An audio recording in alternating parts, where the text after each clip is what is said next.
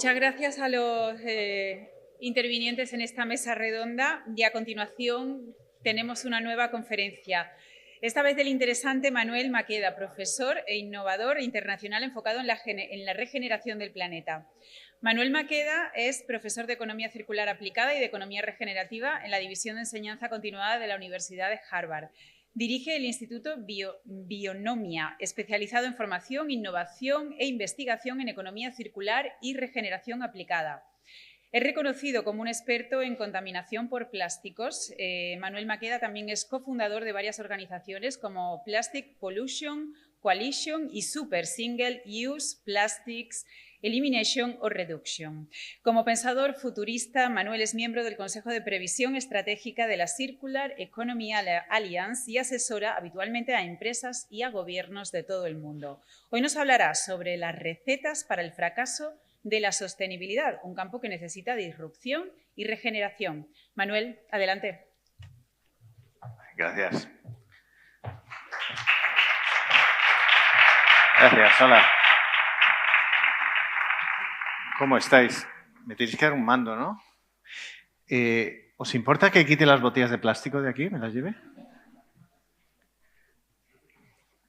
Es que mira, son 15 años sin beber agua en botella de plástico y además vais a estar escuchándome hablar de los plásticos con plásticos detrás, un poco raro, ¿no? Lo voy a quitar, si no os importa.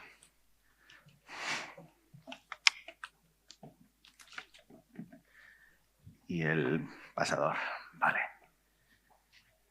Mucho mejor. Es un gusto estar aquí en Córdoba, muchas gracias. Y muchas gracias por darnos de comer y por todo lo que hacéis en la Universidad de Córdoba. Estoy muy ilusionado de estar aquí. Yo soy profesor, pero soy profesor en enseñanza continuada, o sea que mis alumnos se parecen mucho a las caras que vemos por aquí, son gente de todas las edades, de todo el mundo. Y como estamos un poco como en familia, quiero empezar por explicaros un poco de dónde vengo yo y por qué hago lo que hago. Porque me he hecho profesor de economía circular y regenerativa y no tiene que ver con un interés académico para nada, para nada. Luego ha aparecido el interés académico, pero no es eso. Y para hacerlo os quiero enseñar un vídeo y os quiero pedir permiso para enseñároslo porque es un vídeo que no queréis ver. Es un vídeo que os va a impactar, que es un poco desagradable. Os cuento, yo fui a una isla muy remota en el Océano Pacífico y allí hice unas fotografías, luego se hizo una película que se ha visto en las Naciones Unidas y os quiero enseñar un trozo del tráiler de esa película. ¿Me das permiso para que os lo enseñe? ¿Sí? ¿Tú no? He oído un no. ¿No? Si hay alguien que no quiera, no lo enseño. ¿Sí? ¿Tenemos un sí? Vale. Pues vamos a ver este vídeo y a continuación seguimos con la presentación.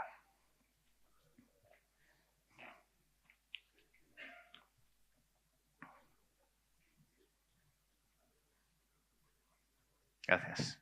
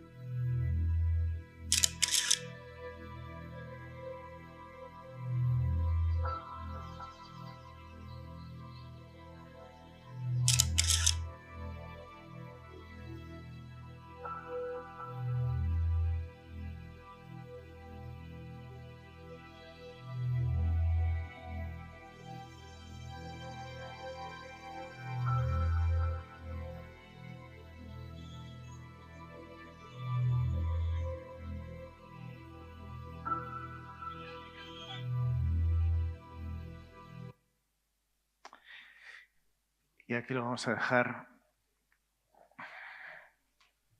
¿Estoy yendo al revés?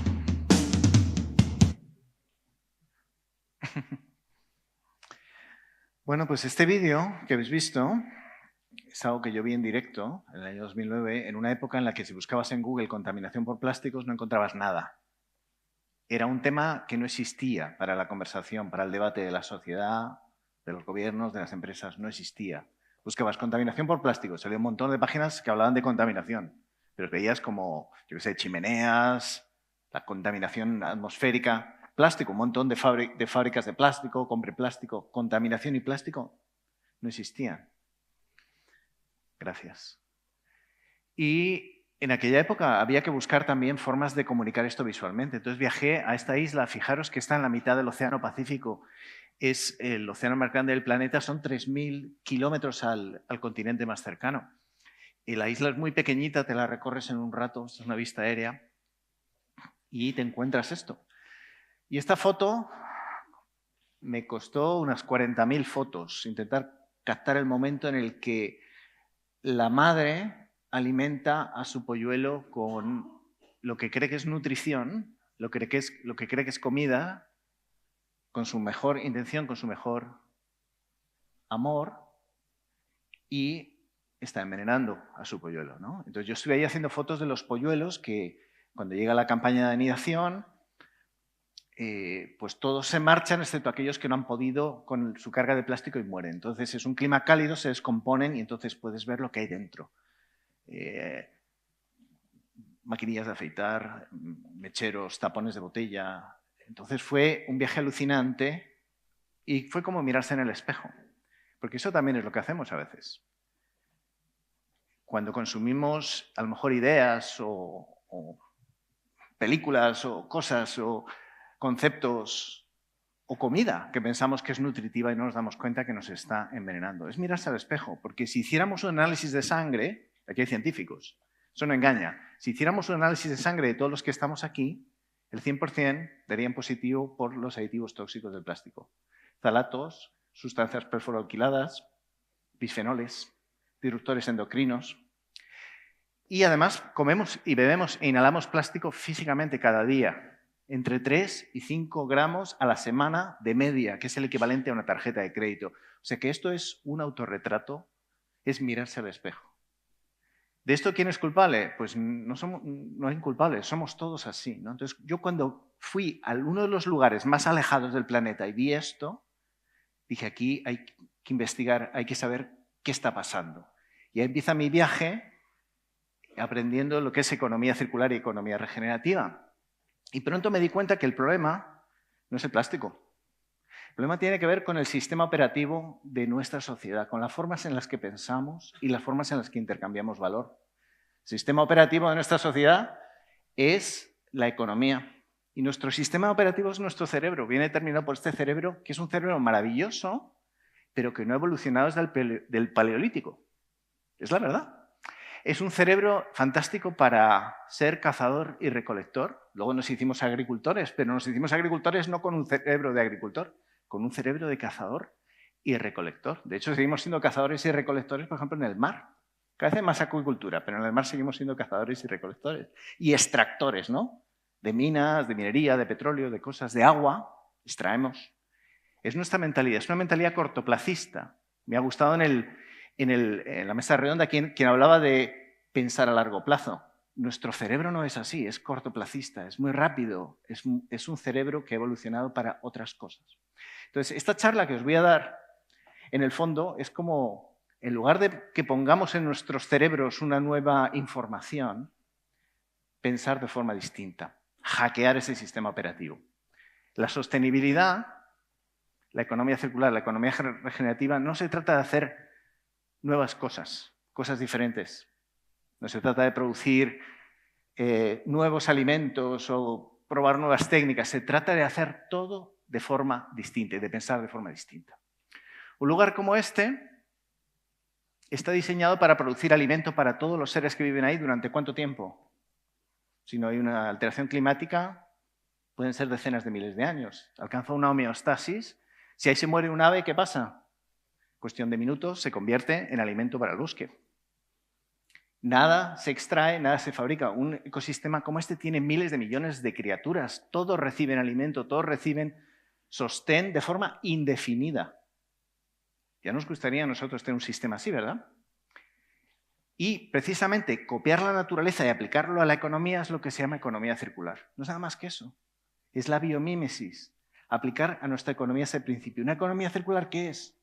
Es una economía en la que das valor, todo lo que nos gusta hacer. Ves una peli de Netflix, te tomas unas tapas, te compras un coche, lo que sea. Valor económico sin extraer ningún recurso finito y sin generar residuos, como en el bosque. Y tiene unos principios: diseñar para eliminar toxicidad, contaminación y residuos. Elimina los residuos, pero también la toxicidad. No puedes estar en contacto con materiales tóxicos, envenenar tus propios recursos. Diseñar para mantener en uso productos, componentes y materiales, como se hacía siempre, como se sigue haciendo en los pueblos. Conservas, reparas, cuidas las cosas. Y diseñar para la renovabilidad y regeneración de los sistemas naturales. Pero yo hablaba antes de nuestro cerebro. Si yo quito la diapositiva y os pregunto cuáles son esos 3 principios, es muy probable que dijeseis, a ver, yo me acuerdo. Era mantener todo en uso, por ejemplo, ¿no? Renovabilidad de los recursos naturales, ¿sí lo estoy diciendo bien? Sí. Eliminar la toxicidad de los residuos, ¿sí? Pero no es lo que ponía ahí. ¿Os habéis fijado qué ponía ahí? ¿Cuál es la principal palabra ahí? Diseñar. Diseñar. La sostenibilidad funciona, la circularidad funciona, la regeneración funciona cuando se hace desde el diseño, porque el 80% de los impactos se determina en la fase de diseño. Es decir, que si nosotros tenemos una producción agraria o lo que sea, decimos, bueno, vamos a ver todos estos residuos, estos problemas que tenemos aquí, ¿qué podemos hacer con ellos? Está bien, pero estamos en el 20%. Para de verdad transformar y ser sostenible tienes que mirar el diseño del sistema entero, no ya tu producción, incluso el sistema entero por el cual se alimenta la gente. ¿No? El agricultor está en un sistema en el que estáis todos los de aquí, el panel que había aquí era un sistema y nosotros también porque comemos esos productos, ¿no? Es rediseñar el sistema. Visualmente, ¿qué significa esto? Si habéis clavado algún clavo alguna vez con un martillo, el 80% de la fuerza viene del mango. Si tú, en lugar de clavar el martillo, el clavo, cogiendo el mango, coges la cabeza del martillo, esa herramienta no funciona. Pues es lo que nos pasa con la sostenibilidad. Entonces, esas son las recetas infalibles de las que os quiero hablar del fracaso de la sostenibilidad, es cuando no rediseñamos, no pensamos en sistemas y nos vamos a lo fácil. Vamos a empezar con un ejemplo muy común y muy típico. ¿Qué es más sostenible? ¿Un coche eléctrico o un coche híbrido pequeñito? Por ejemplo, esto me lo pregunta a mí mucha gente. Oye, ¿tú qué haces? No, yo, sostenibilidad. Ah, oye, aconséjame, ¿qué coche me compro? Bueno, pues hay gente que dice, bueno, el mejor, el eléctrico. Sí, clarísimo. Tú dices, bueno, cuidado, porque cuando salen de la fábrica, el eléctrico tiene muchas más emisiones que el otro. Muchísimas más. Pero con el paso del tiempo va a tener menos, entonces llegará a un punto de equilibrio. Ponle 20.000 kilómetros, en los cuales, como te estás ahorrando emisiones al no quemar gasolina, pero tú has emitido mucho, ¿no? ¿Un coche eléctrico es un coche de 0 emisiones? No, 0 emisiones es 0, ¿verdad? No es 0 emisiones. No hay un tubo de escape, pero salieron emisiones al fabricarlo. Y también salen emisiones ¿por dónde? Cuando lo enchufas. ¿De dónde viene la electricidad? ¿Vale? Teniendo todo eso en cuenta, dices, no, bueno, el eléctrico es mejor si lo usas X tiempo y llegas a ese punto de equilibrio. Está clarísimo. ¿Está clarísimo? Siempre llega alguno y te dice, un momento, profesor, el coche eléctrico es residuo con patas, con ruedas. En unos años, todas esas pantallas, todo eso, ¿a dónde va a ir? ¿Qué vamos a hacer? Y la batería no se puede reciclar. ¿Me estáis siguiendo la conversación esta? Pues toda esta conversación que os acabo de contar casi no tiene sentido. ¿Sabes cómo veo yo este problema? Os va a sorprender. Así. Un coche, ya sea eléctrico, diésel o el coche que sea, está aparcado durante el 96% del tiempo. O sea, estamos hablando, todo esto que hemos estado hablando sobre el 4%. Y de ese 4%, el 2,6% es ir del punto A al punto B, que es para lo que tenemos los coches. El 0,8%, ¿qué es? ¿Qué se os ocurre? Buscar aparcamiento. 0,5%, ¿qué? Yo soy de Madrid, no sé cómo está de atascos esto. Están en los malditos atascos. ¿Cuál es la ocupación media de un coche? 1,3 personas. Quién sea el 0,3 no sabemos, pero 1,3 personas. ¿Veis lo que os decía, que nuestro cerebro no ha evolucionado desde el Paleolítico? ¿Cómo estábamos pensando? ¿Qué sería si rediseñásemos el sistema completo? ¿Esta es la forma óptima de llevar gente del punto A al punto B? Y pongo el ejemplo del coche, pero podríamos poner tractores, medios de producción, toda la infraestructura que se utiliza en el mundo agrícola. Entonces, ¿cómo serían de verdad los coches en el futuro si fuéramos seres un poquito con el siguiente sistema operativo? Pues serían bancos de materiales. Los coches de hoy tendrían los materiales para elaborar los coches de mañana a precios de ayer. Yo le dije a la inteligencia artificial que me lo tradujese a la agricultura del futuro y me puso una máquina muy rara, le dije que lo hiciera dron y me dibujó esto. Entonces, cualquier diseño que hagamos de materiales, de drones, de paneles solares, de lo que sea, tiene que tener en cuenta las necesidades futuras, ¿no? ¿Alguien ha citado esa definición de la sostenibilidad como tener en cuenta? ¿Las estamos teniendo? Pues yo creo que no. Es decir, la infraestructura agrícola tendría que contener los materiales de la infraestructura del futuro y a precios de ayer y no tendríamos este problema. Esto es la tabla del sistema periódico. Para los que no seáis científicos, pues todos los elementos atómicos están aquí. Lo único que lo hemos coloreado en función de cuánto nos queda disponible antes de que se nos acaben. Esto, el rubio, como decía alguien antes, el rubio tiene esta tabla. Por eso ha llegado al poder y ha dicho, no, Ucrania, quiero las tierras raras. ¿No? Lo ha dicho inmediatamente. Yo contaba esto hace unos años, no me hacía caso mucha gente. Decían, ¿este hombre qué dice? Eso sí, durante años conmigo ha hablado el Pentágono, la National Defense University, mucha gente que piensa así. Tenemos unos recursos limitados en el planeta y ahí está también el nitrógeno y el potasio y todo, los factores limitantes de la agricultura. Si fijáis, el precio de los materiales en la actualidad, a precios constantes, está mucho más caro que estuvo durante las guerras mundiales y sigue creciendo. Por eso Estados Unidos Israel es amigo de Marruecos y no de España. Por eso le venden los misiles Stinger, salía ayer en las noticias. Por eso le venden los drones. Porque quieren, ¿qué tenemos en Marruecos? Fosfatos. ¿Dónde está el fosfato aquí? ¿Está también en esta tendencia? Yo no sigo el precio del fosfato, pero ¿estamos igual? Seguramente, ¿no? Fijaros cómo está cambiando nuestra perspectiva de lo que es la sostenibilidad. Es que tiene un encaje total con una gestión adecuada de stocks y flujos de materiales. Olvidaos de la huella. Estamos en un mundo material. Todo lo que vemos aquí, todo, tiene emisiones, tiene trabajo, tiene materiales. Todo esto lo tenemos que conservar, no podemos tirarlo y volverlo a hacer. Estamos en un problema, el problema ecológico que hay en el mundo es que extraemos, fabricamos y tiramos. Eso se llama linearidad y eso no lo hace ningún ser inteligente. Otro factor limitante, el agua. Esto es todo el agua que hay en el planeta. Está representada por...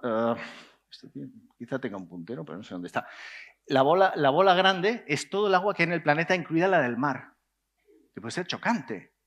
Parece que hay mucha agua, ¿no? El 70%, el mar, el océano, es el 70% de la superficie del planeta, es el 99% de la biosfera. Y fijaros, la bola mediana que podéis ver ahí es la que es líquida y dulce. Y luego hay un puntito azul, que lo he señalado con una flecha, eso es la que es líquida, dulce y está en lagos y ríos. Eso es todo el agua que hay. Alguien antes decía, ¡agua! Ese es el agua que tenemos, no hay más. De nuevo, tenemos que cambiar radicalmente la forma en la que pensamos si queremos sobrevivir. Os voy a hacer una pregunta. ¿En qué medida nuestra economía es circular? Os voy a explicar lo que quiero decir. De todos los materiales que entran en la economía, insumos agrarios, insumos para todo, de todos los materiales que entran en un año en la economía, ¿qué porcentaje de esos materiales estaban ya en la economía? ¿Y qué porcentaje son nuevos? Se han extraído. Si ya estaban en la economía, eso es circular. Si lo hemos tenido que extraer, eso es lineal. ¿Qué porcentaje creéis que era circular? ¿20%? Venga, ¿alguien se atreve? ¿Eh? ¿2%? ¿No llega al 1%? Uy, madre mía, pesimista está la cosa aquí. es aproximadamente un 7,2%. Es decir, fijaros que nuestra economía, que nos han dicho que es una máquina de generar valor, en realidad es una máquina de destruir valor. Un momento, si el 93% de lo que entra en la economía, según entra, está ya camino del basurero, pero ¿qué estamos haciendo, no? Claro que esto es una oportunidad increíble, porque si le das la vuelta, tienes una triple oportunidad: ecológica, económica, que es una cantidad increíble de dinero, si se puede meter en producción de nuevo todo ese material, si lo hemos diseñado para hacerlo, es posible. Y también social, ¿por qué? Si tú tienes una economía que deja de ser intensiva en recursos que extraes, ¿en qué se vuelve intensiva tu economía? Para dar valor. Vamos a pensarlo un momento. Si no tienes que estar extrayendo todo el rato, extraes, fabricas, tiras, extraes, fabricas, tiras. No. Tienes tus cosas, las cuidas, las mantienes, las reparas, las refabricas, las desmontas, las vuelves a montar, son modulares, las diseñas. ¿En qué es intensiva esa economía? En algo renovable. ¿Cuántos aquí sois padres o madres? Somos renovables, ¿no? Intensiva en empleo, que además fijaros que bien nos vendría en España. ¿Por qué tenemos una economía intensiva en petróleo en España cuando no tenemos? Tengámosla intensiva en recursos. Esto es como se mira un poco un esquema, la economía circular, si te haces un esquema. Por ahí entran los recursos, fabricas distintas cosas y termina todo. Extraes, fabricas, llegas al usuario, fijaros, no al consumidor. Vosotros no sois consumidores. ¿De qué somos consumidores? De lo agrícola, sí. Un bocadillo sí te lo consumes. El jamón ¿de dónde era ese jamón tan bueno? Ah, pues eso sí te lo comes. ¿Cuántas veces te puedes comer una loncha de jamón? Una. Pero cuando te dicen electrónica de consumo, ahí en una frase te acaban de describir todo lo que está mal sobre nuestra economía. Nosotros no somos consumidores, nada más que del jamón. La electrónica somos usuarios, gente que cuida. ¿Vale? Entonces se comparte, se mantiene, se reusa, se distribuye y la última opción es el reciclaje. Es la peor opción. Hay incluso quien dice que el reciclaje no es parte de la economía circular. Hay un debate. ¿Por qué? Porque lo único que obtienes es átomos y moléculas. Todo lo demás que tenía valor lo has perdido. El diseño. Pensad en una botella de leche, que antes se rellenaban, ¿verdad? La botella de leche. Esa botella, si le das 20 o 30 usos, estás conservando su forma, todo, el diseño, la energía, las emisiones, todo, y lo sigues usando, ¿verdad? Si la tiras y la reciclas, está bien, pero solamente obtienes átomos y moléculas, todo lo demás lo perdiste. Entonces, esto es importante, que recordar que la economía circular no es la economía del reciclaje, ¿no? Y fijaros, plásticos, por eso los he quitado de aquí, a nivel mundial se recuperan un 14%, y digo recuperar, no reciclar. Si vosotros creéis que recicláis, repensad ese. Porque no recicláis, ¿qué hacéis? ¿Qué hacéis? ¿Qué acto hacéis? Y lo ponéis en un contenedor. ¿Estáis firmando un contrato al ponerlo en un contenedor? O sea, vamos a ver. ¿Y vosotros tenéis que pagar unas tasas de basuras o os pagan a vosotros? Tú pagas. Entonces, son objetos sin dueño conocido, sin contrato y con valor negativo. Pensad en eso.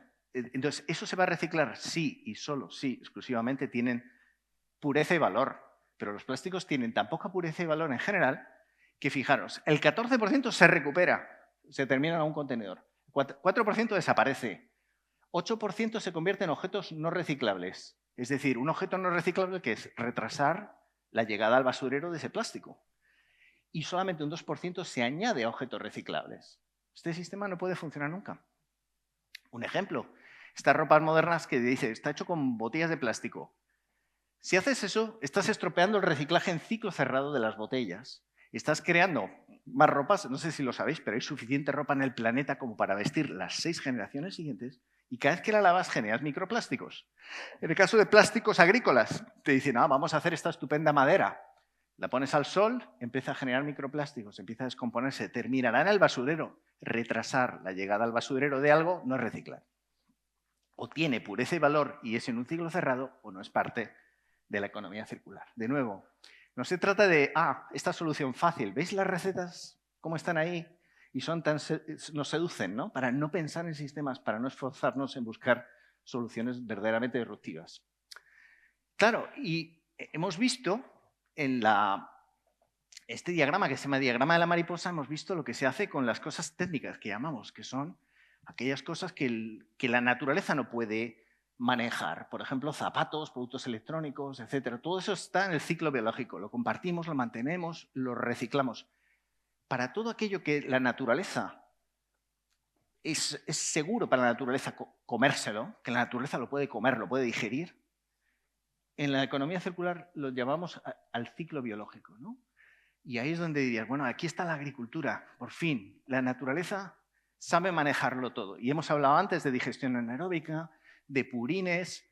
Sí, todo esto es parte de la economía circular, pero tiene una enorme simplicidad. Es como una flechita verde que luego va... Es como cuando termina la película y dice, fueron felices y comieron perdices.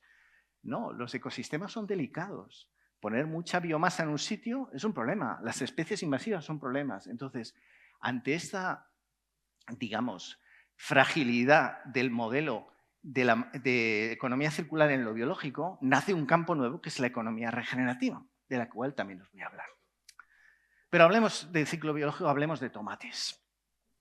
Yo como tomates en estación, nada más. Me encanta el salmorejo, por cierto. Qué bueno está el salmorejo. Quizás es mi sopa favorita. Y no lo he comido todavía, estoy esperando a que llegue la estación. ¿De dónde vienen los tomates? ¿Cuál es el mayor productor de tomates del mundo? ¿De dónde viene Almería? ¿De dónde vienen los tomates a nivel mundial? De China. China. ¿Y tomate ecológico? De China. Por supuesto. Si tú vas al restaurante chino verás el rollito de primavera con tomate, ¿no? Y el arroz tres delicias con tomate, ¿no? China es el mayor productor de muchas cosas y China, hablamos antes del rubio, no hemos mencionado la palabra que empieza con T, fijaros, es como el rubio. No, está bien. Me gustó que lo demás el rubio. El rubio va a lo bestia, va por los recursos. Los quiere pillar de Ucrania, de donde sea, de Groenlandia, la potasa de Canadá, ¿no? Pero ¿qué hace Xi Jinping, el chino? China, a ver, matemáticas rápidas. China está en su 7º plan quinquenal de economía circular. ¿Cuántos años llevan en la economía circular? Bueno, pues son los mayores productores de tomate, pero os estoy hablando del tomate por otro motivo. Una de las cosas más sostenibles que podríamos hacer con la producción agrícola, ¿qué es? Si quisiéramos mañana de verdad hacer algo muy impactante y hacerlo mucho más sostenible, ¿qué es? Comérnosla. Os voy a explicar lo que quiero decir. Comérnosla. ¿Por qué? ¿Qué porcentaje de tomates que se producen se comen? Se los come alguien. No llega ni al 50%.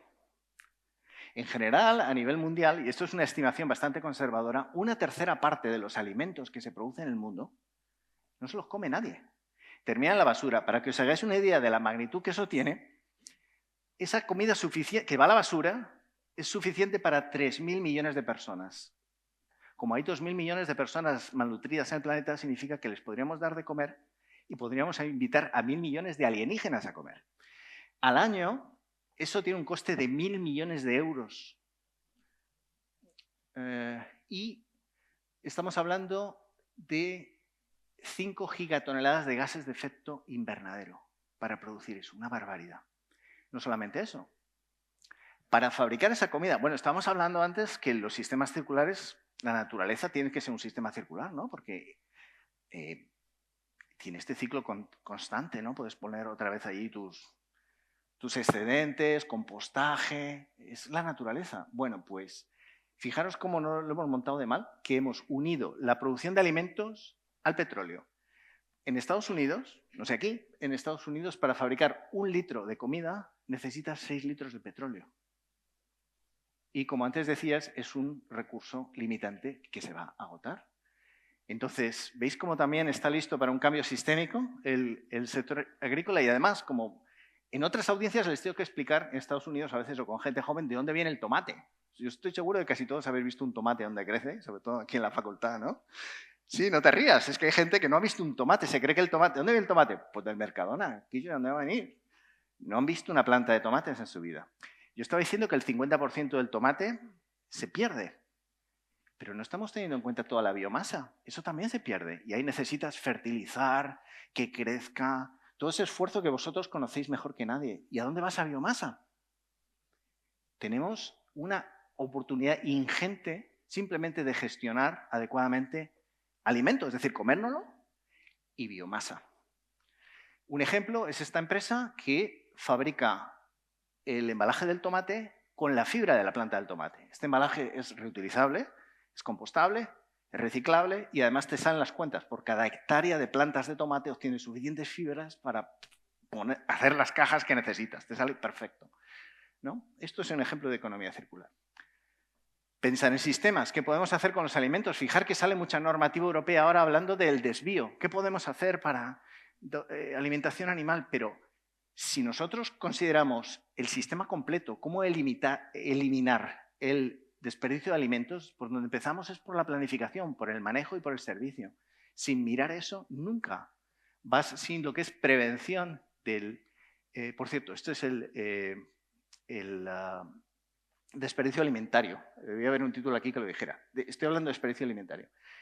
Entonces, ¿por qué ese foco, de nuevo, en coger el martillo de la cabeza y no en rediseñar el sistema completo?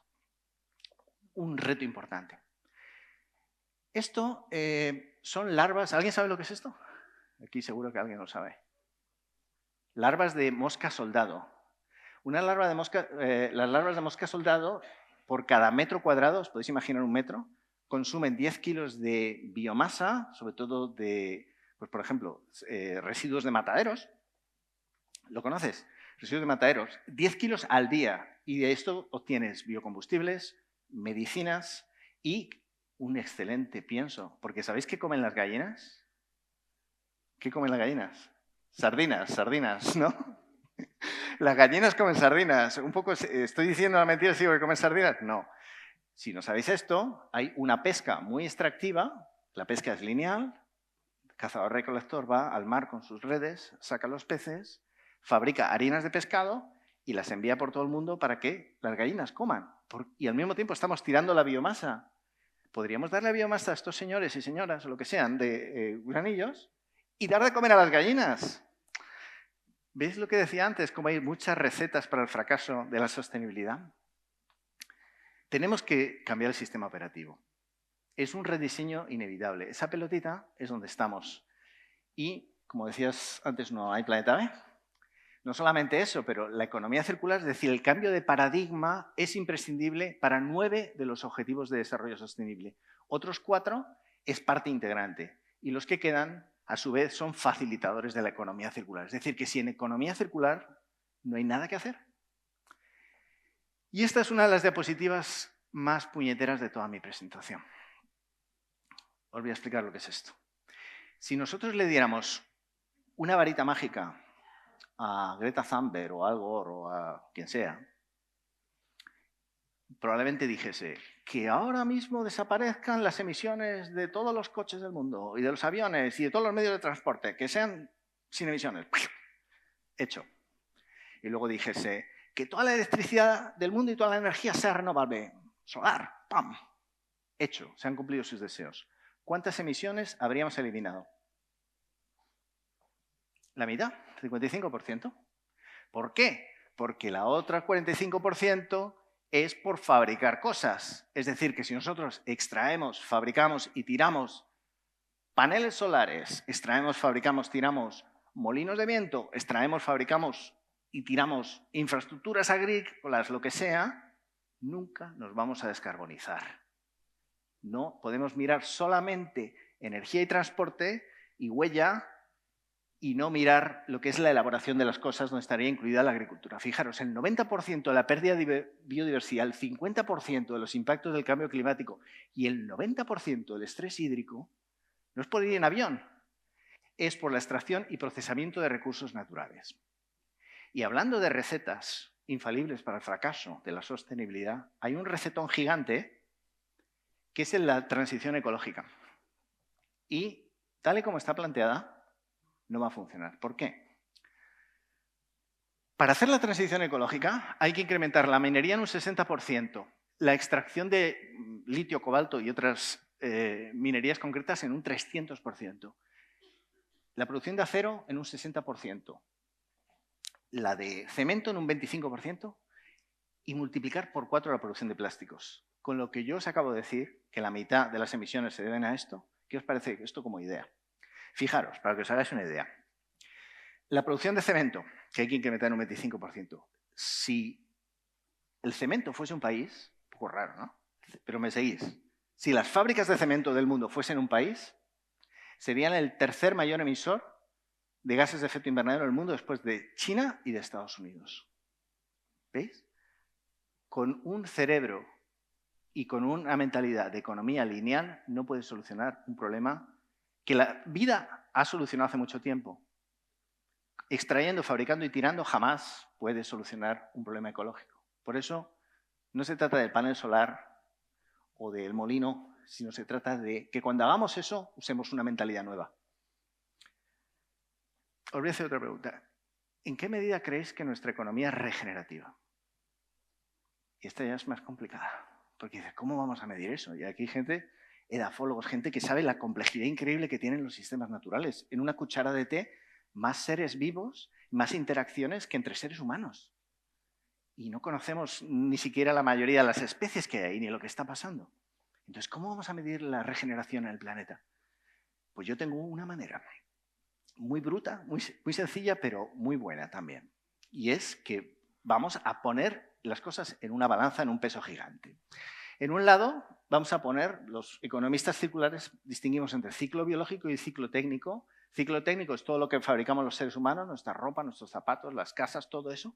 Ciclo biológico es lo que la naturaleza puede procesar. ¿Sí? Entonces, si lo pusiéramos en una balanza gigante, en un lado la natural y en otro el elaborado, ¿qué pesaría más? ¿Qué pesa más? ¿Todo lo que hay vivo en el mundo o todo lo que han fabricado las personas? Lo natural. Siempre ha sido así. El problema es que los seres humanos duplican su producción de cosas cada 20 años. ¿Qué tipo de función es eso? Exponencial.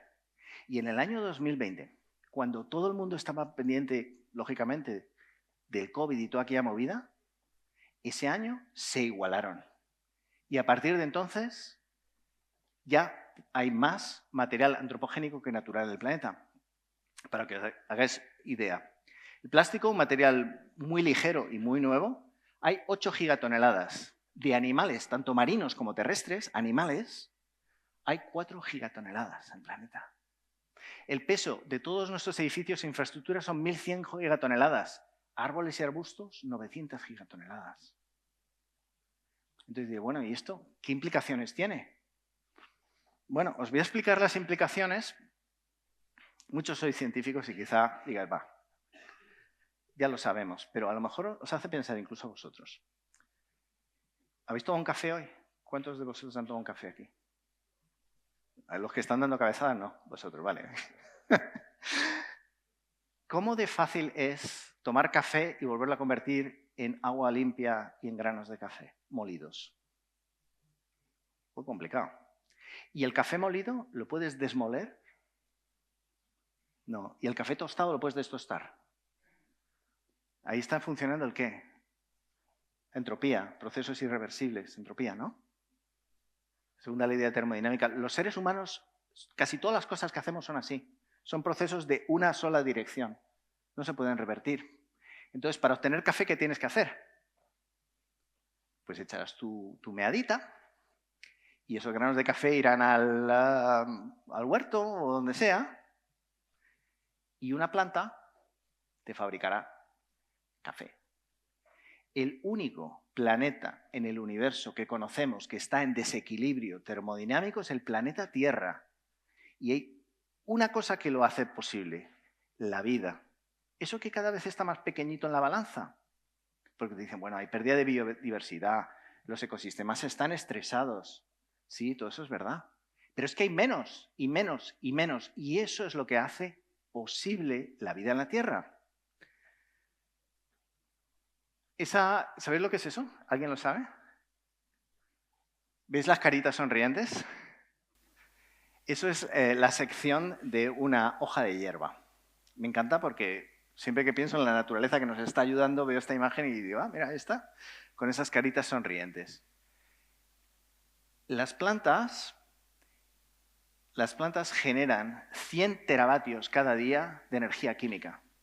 Es decir, son 100 teravatios, eso es 3 veces más que el consumo energético de los seres humanos en un día, ¿vale? Las plantas, a través de la fotosíntesis. Eso es energía del Sol, de las estrellas, para derrotar esos procesos que nos llevarían a que la Tierra fuese como Marte.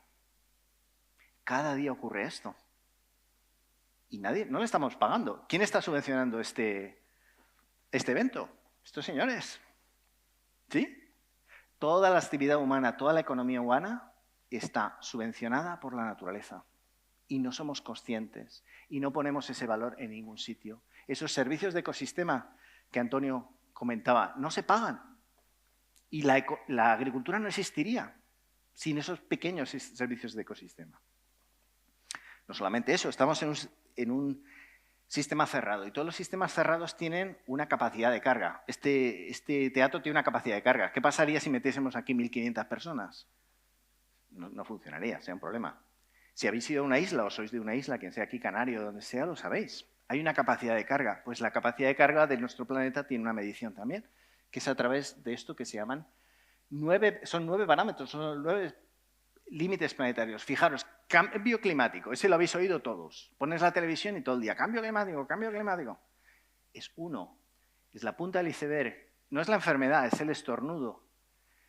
Nuevos agentes, plásticos, sustancias perfluoroalcalinadas. Hace poco estaban calculando el precio que tendría reponer todo el agua de los lagos y toda la tierra de Bélgica porque está contaminada por sustancias perfluoroalcalinadas. Si tuviésemos que deshacer el daño de las sustancias perfluoroalcalinadas, sería más que el Producto Interior Bruto de Estados Unidos al año. Hay papers científicos, no me lo estoy inventando. Nuevos agentes, el experimento que ha habido colectivo con química desde los años 30. Seguimos. El ozono, los aerosoles y la acidificación marina, eso está todavía más o menos bien, pero fijaros, ciclos biogeoquímicos, potasio y nitrógeno. Atención, no solamente eso, sino que esto está coloreado por riesgo. Este es el riesgo más alto, este color. ¿Por qué? Factores limitantes para la agricultura. De aquí al 2050 tenemos que duplicar la producción agraria del mundo, la producción de alimentos. De aquí al 2050. Y la FAO, y esto se lo comentaba antes Antonio, y, oye, voy a decir esto, ¿está bien dicho? Me ha dicho, sí.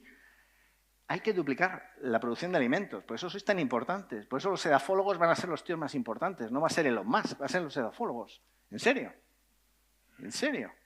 Y tenemos el 90% previsto en el 2050 de los suelos degradados. Por eso es esencial lo que estáis haciendo aquí. Seguimos. Cambio, el agua, que decía antes una palabra agua. Cambio en el uso de la tierra y la biodiversidad. La biodiversidad que es el suelo que nos sostiene, que sostiene la vida. Estamos en un equilibrio entre especialización y diversidad milagroso. Los ODS famosos, Objetivos de Desarrollo Sostenible. Después de lo que os he dicho, esta es una mejor manera de ordenarlos, porque siempre te los ponen en un cuadradito, los habéis visto, todos iguales. Pues quizá deberíamos ponerlos así. Sin estos de aquí, sin la biosfera, no hay sociedad y sin sociedad no hay economía. ¿No? Antes se ha mencionado que es al revés, que tiene que ser la economía primero para que podamos... Bueno, son formas de verlo. Pero esta parece que es la que más real me parece, al menos a mí. Fijaros que la generación de alimentos, la agricultura, es responsable de cuarta parte de las emisiones de CO2 del mundo. La mitad del uso de la tierra, o sea, lo que es la tierra habitable, la mitad está dedicada a la agricultura. 80% de la contaminación del agua y 70% de la extracción de agua. Porque se habla mucho, por cierto, de la extracción de combustibles fósiles, algo que hemos hecho recientemente. Sí, ¿no? Pero es que también hemos extraído, ¿qué? ¿Qué es fósil? Agua fósil, ¿no? Esto es otro pequeño cuestionario que os quiero hacer. Este diagrama de queso representa el porcentaje en peso de seres humanos, animales de granja y animales salvajes. Entonces, ¿cuál es lo correcto? ¿Dónde deben ser los en peso? Animales terrestres, eso es, porcentaje de peso de animales terrestres. Seres humanos, animales de granja y animales salvajes. A ver, ¿quién cree que los hombres somos el 67% en peso? Ahí. ¿El 32%? ¿Vale? ¿El 1%? Vale. Animales de granja, ¿dónde los ponemos? 67%. correcto. En peso, el 60% de los animales que hay en el planeta ya son animales de granja. El 32% somos nosotros y el 1% son animales. Entonces, animales silvestres. Entonces, cuando se habla de sostenibilidad y te dicen que es una ecuación entre el carbono que has fabricado y el árbol que has plantado, es como, ¿qué me estás diciendo? Extraer, fabricar y tirar. Y no imitar a la naturaleza. Y no regenerar. Tiene consecuencias. Servicio de Ecosistema, Antonio lo ha cubierto estupendamente, así que me lo voy a saltar todo esto para llevaros a esta imagen. ¿Quién sabe lo que es esto? Es un poco raro, ¿no? Tú lo sabes. Sí, hombre. Un estoma. ¿Y por qué os hablo ahora de un estoma, después de haber estado hablando del ciclo biológico? Porque yo he empezado mi charla hablando de ¿qué? De los pajaritos en Midway, ¿os acordáis? ¿Cómo os habéis sentido cuando habéis visto eso? Mal, ¿no?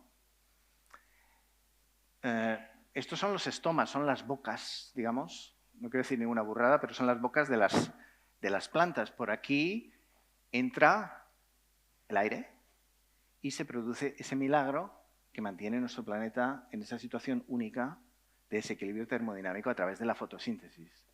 Adivinad qué está entrando por esta boca. Microplásticos. Y están saliendo ahora los primeros papers.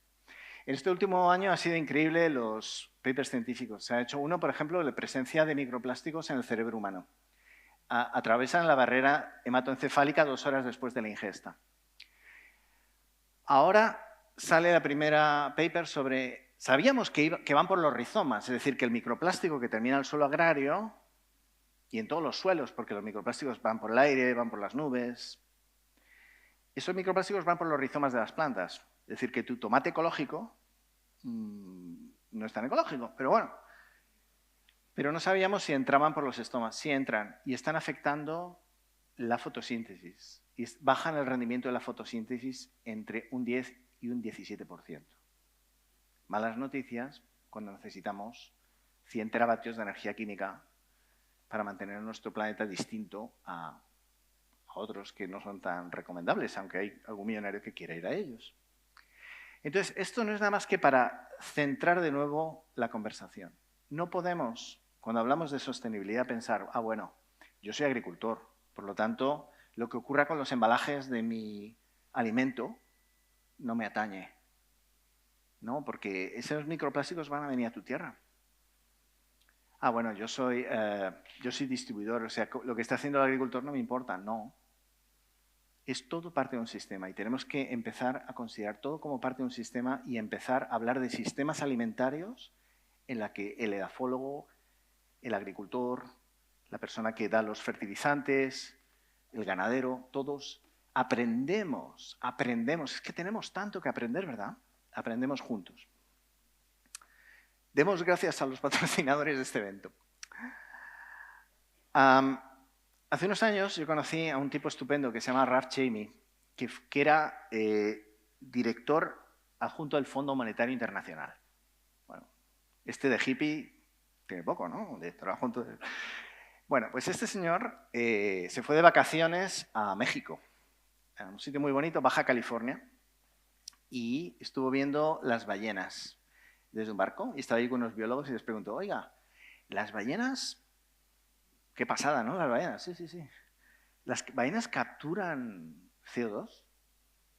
Sí, claro, muchísimo. El científico era como, claro. Y el otro, a ver, explíquemelo. Bueno, pues mira, la ballena tiene un cuerpo enorme, que es todo de carbono. Cuando se muera, ese cuerpo se hunde en el océano. Cualquier cosa que se hunde en el océano más de 1000 metros de profundidad es una captura perpetua de CO2. Pero es que además, cada vez que se sumerge una ballena, defeca. Y una caca de ballena, como os podéis imaginar, es algo importante. Y eso es clave para la biología del fitoplancton marino. El fitoplancton marino le debemos 1 de cada 2 respiraciones, no lo he puesto en la lista de patrocinadores del evento, pero 1 de cada 2 respiraciones que hemos tomado aquí se debe al fitoplancton marino. Y te dijo, qué interesante, ¿y esto se podría calcular? Sí, claro. Entonces se puso manos a la obra con científicos a calcular cuánto carbono captura de media una ballena durante su vida. Entonces le salió una cantidad X y dijeron, bueno, pues vamos a multiplicarlo por el precio del carbono en el mercado. Es un economista este tipo, ¿vale? El precio del carbono en el mercado. El carbono está muy alto ahora, pues cogemos el precio hace 2 años, que estaba más barato. Vamos a curarnos en salud. Le sale la cantidad, lo miras, hacen los ojos así, ¿ah? No puede ser, nos hemos equivocado. Vuelven a hacer los cálculos. Estaba correcto. Y publican su paper. ¿Cuánto es el precio solo en el servicio de ecosistema de captura de carbono? ¿Cuál es el precio de una ballena? 3,5 millones de euros. Captura de carbono, servicio ecosistémica.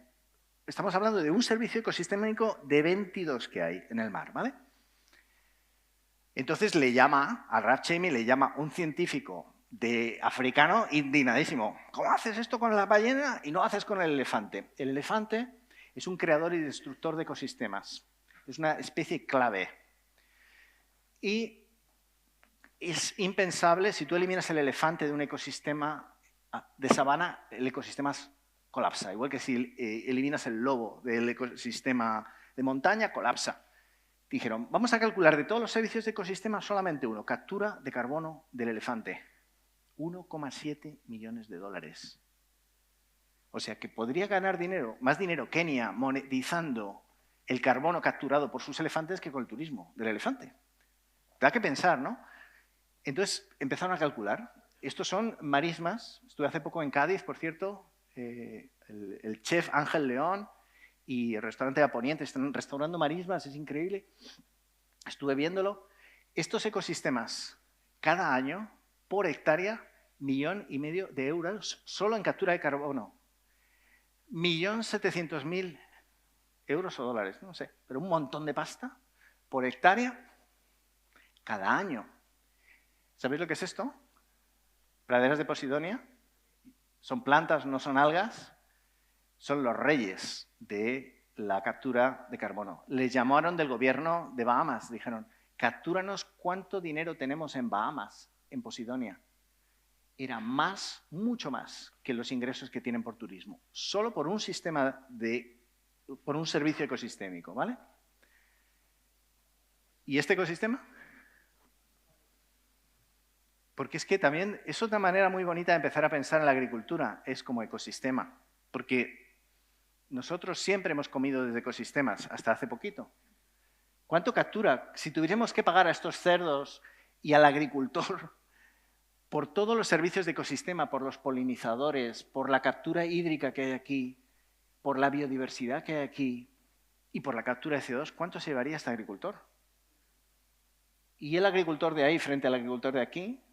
O a lo mejor habría que pagar al dueño del bosque que está allá, porque en ese bosque es donde está a lo mejor la biodiversidad que permite la polinización de estos campos. Tenemos tanto que aprender. Pero estamos yendo hacia ese futuro en el cual, si empezamos a valorar económicamente estos servicios de ecosistema, podremos quizá, al menos, empezar a reconocer su valía y empezar a cuidarlos. Y esto es de lo que se ocupa la economía regenerativa. Hay mucha información, ¿verdad? Pero quiero hablaros de una cosa antes de terminar. Y es de este tipo que era muy famoso, como yo, en su casa a la hora de cenar. Famosísimo. Nadie le conoce, ¿eh? Se llama Albert Alan Bartlett. Y Albert Alan Bartlett era un físico, ya falleció hace unos años el pobrecillo, un físico encantador, típico profesor emérito, apasionado de una cosa, que era las escalas logarítmicas.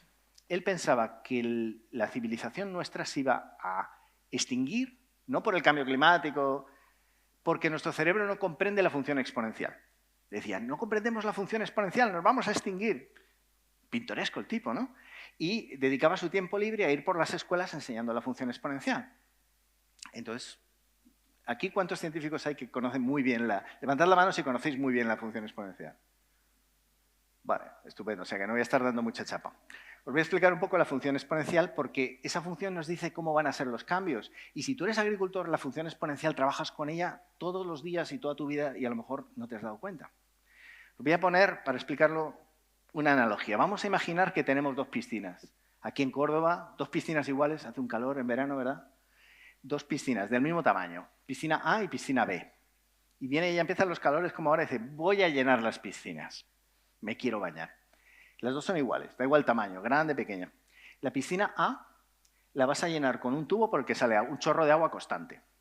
Y va a ir llenando progresivamente. ¿Sí? Ponle que salen 100 litros al minuto, lo que sea, da igual. ¿Sí? ¿Me estáis siguiendo? Eso es una función lineal. La piscina A va a estar ahí con su chorro de agua, se va a ir llenando poco a poco hasta que esté llena. La piscina B vamos a hacer otra cosa. Vamos a poner una cucharadita de té. Me has dado la idea. Una cucharadita de té de agua solo dentro de esa piscina. Pero le vamos a poner una función exponencial con alguna magia especial para que se duplique cada minuto. ¡Ostras! No es constante, sino que esa cucharadita de agua se va duplicando cada minuto. Eso es una función exponencial. Si ahora os pregunto, ¿cuál se va a llenar primero? Madre mía, hay que echar unos buenos cálculos, ¿no? Con la servilleta no te va a bastar, vas a tener que sacar la calculadora científica. Pero lo importante aquí no es cuál se llena primero, sino cómo se van a llenar. Y aquí vais a entender por qué os estoy explicando esto. Cuando queda 2 minutos para que la piscina A esté llena, ¿cuánta agua tiene? Quedan 2 minutos para que esté llena. Si yo me tiro, me rompo la cabeza. ¿Tiene agua cuando quedan 2 minutos para que esté llena? Sí, ¿verdad? Se ha ido llenando progresivamente y ya quedará pues un poquitín y 2 minutos más ya, cierro la llave, llena. Piscina B. Quedan 2 minutos para que esté llena. ¿Cuánta agua tiene? La cuarta parte. Tiene un poquito de agua. Porque en el siguiente minuto se va a duplicar, la vamos a tener medio llena, y en el siguiente minuto la mitad se duplica, la tenemos llena. O sea, que durante un montón de tiempo has estado mirando esta piscina y parecía que no estaba pasando nada. Y en los últimos 2 minutos pasa de tener un poquito de agua a estar llena, y en el siguiente minuto, ¿cuánta agua tienes? 2 piscinas. Estos son funciones exponenciales. Desde la producción de papel, el transporte, las telecomunicaciones, el turismo internacional, pero también la población urbana, consumo primario de energía, consumo de fertilizantes, mira, está ahí, inversión, Producto Interior Bruto, gracias, ¿no? Vivimos muy bien, en general, población, todo funciones exponenciales. Pero mirad los sistemas terrestres, dióxido de carbono, óxido de nitrógeno, metano, temperatura en la superficie, todo son funciones exponenciales. Entonces, es muy importante no solo entender que estamos en un momento de cambio, sino cómo son los cambios, para bien y para mal. Esto es cambio para mal, nos está acojonando un poco ver esto, yo lo siento. Pero, ¿qué funciones exponenciales hay potentes? Unas son las de la naturaleza. ¿Alguna vez os ha salido moho en un pan?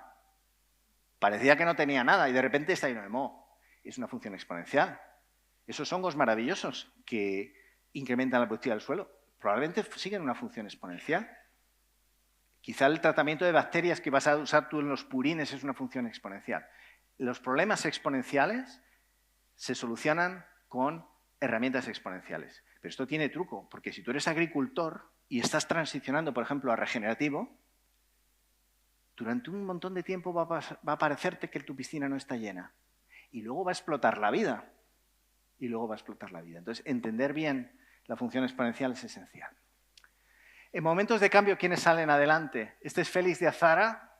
Darwin se inspiró en Félix de Azara, leyó sus libros, marino español, que fue el primero que se dio cuenta que las especies se extinguían.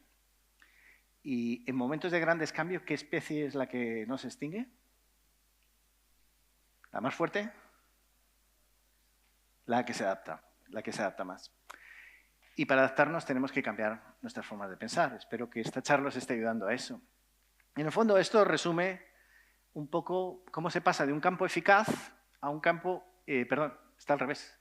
Campo eficiente allí y campo eficaz aquí. Campo eficiente es, tenemos un sistema lineal que extrae, fabrica y tira, diseñado para la eficiencia, cada vez lo vamos mejorando nuestros sistemas, pero en el fondo es muy frágil. Si hay una guerra en Ucrania lo vamos a sentir. Si nos pone el rubio los aranceles, a lo mejor también. Somos frágiles. El campo eficaz, de nuevo, disculpas que está al revés. Está al revés. Esto es lo eficiente, que es en lo que estamos. Hacer la economía lineal más eficiente no es una solución. Si tú le cambias las bombillas a tu casa, siguen siendo bombillas que se extraen, fabrican y se tiran. Eficaz es diseñar como hace la naturaleza. Tenemos que pasar de hablar de sostenible a circular y regenerativo, rediseñar sistemas, pensar en funciones exponenciales, mirar no solo la huella, sino existencias, flujos y límites planetarios, crear una economía, una agricultura resiliente, intensiva en empleo, que es renovable, en una colaboración radical. Como hemos visto antes, aquí me ha encantado, veías la gente colaborando, ayudándose, esas cooperativas, ¿no?, que tenéis aquí. Tenéis los ingredientes para hacerlo y en reciprocidad con los sistemas vivos. De nuevo, ¿hay una actualización disponible del sistema operativo? Os animo, yo estoy trabajando en ella, todavía me salen chispas y humo por la cabeza, pero es importante que entendamos la magnitud del reto y la belleza del reto, porque en el fondo es volver a la naturaleza, entender y aprender de ella, ¿no? Es decir, entender un diseño circular y regenerativo. ¿Os suena este tío? Esto es un retrato mío hecho con plástico de la playa. Lo hizo una artista californiana. Y lo tengo aquí no solamente para fardar de que tengo un retrato mío hecho con plástico de la playa, sino porque cuando yo veo esto, soy yo transformado. Yo viajé a esa isla, vi, lo que os he mostrado, y me transformé. Todavía estoy en el proceso de transformar, de aprender, de enseñar, ¿no? Un mundo transformado te tiene que transformar. Te tienes que abrir a que te transforme, aunque da miedo. Si no, lo niegas, dices, bueno, no, esto lo haré mañana. Te tienes que dejar que te transforme porque si no, no evolucionas. Y quiero terminar con una cita, parafraseo de Cervantes, que decía que, quizá esto se puede aplicar al campo, no lo sé, que demasiada cordura es locura y que la mayor de las locuras es ver el mundo, ver la realidad como es y no como debería de ser. Eso es todo. Muchas gracias. Gracias.